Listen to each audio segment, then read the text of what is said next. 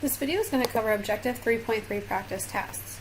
The first step asks you to navigate to slide 4, and we're going to insert an image, 3-3A, from the practice folder. So we're going to go up to the Insert tab, we're going to go to Pictures from this device, and you're going to navigate to your Objective 3 folder, and you're going to double click on the image 3-3A.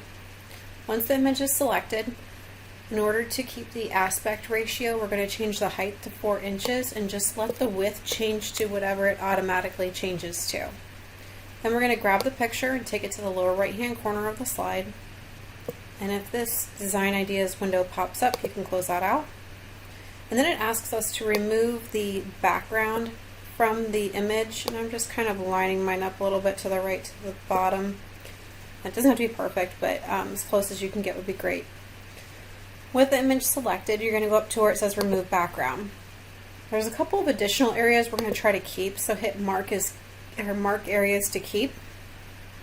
And we're going to kind of just like draw on the goggles up here, and then we're going to draw on the back of the ski lift here.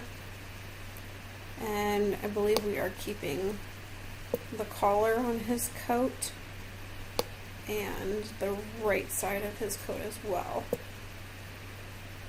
So you can kind of play with this a little bit and go ahead and compare it to the results file. As close as you can get to the results file, or what I have here is fine, no worries. So we're going to hit Keep Changes, and then the next step asks us to apply the Photocopy artistic effect to the picture. So you're going to go into Artistic Effects. The Photocopy is the second one from the bottom. At least that's the order mine's in. Yours might be a little bit different. And then we're going to apply the Drop Shadow Rectangle Picture Style to the picture. Notice that the drop shadow applies to the skiers rather than to the original picture frame. So my drop shadow is about the fourth one over on the top. And then it asks us to move the image up and to the left to bring the drop shadow effect onto the slide without obscuring any words. So we're just moving it up and to the left a little bit, just so you can kind of see that shadow there. And then from there it asks us to display the practice file folder and open 3-3B.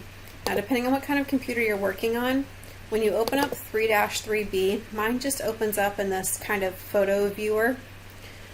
It wants us to use the screen clipping tool in PowerPoint to capture and insert an image of the cruise ship. So if you go back to PowerPoint, and we're going to go to slide 3, and we go to Insert tab up here in PowerPoint, we are going to go to where it says Screenshot, and you're going to go down to where it says Screen Clipping. Once you're on Screen Clipping, then you are able to click anywhere on the screen and then grab an image of this cruise ship. And you again, it doesn't have to be exactly like this, but pretty similar is what we're looking for. And if you have to insert and do it the same way we did the ski picture, that's fine. If you just want to crop out a little bit of the picture, that would be sufficient too. Once you have the image here then on slide 3, it asks us to position the image in the lower right corner of the slide and use the corner handle to resize the image so it doesn't obscure the text. So we're actually going to resize this pretty significantly. We're going to take it down the lower right hand corner of the slide. And there is an alt text on this slide. I'm just going to go ahead and compare it real quick to the results.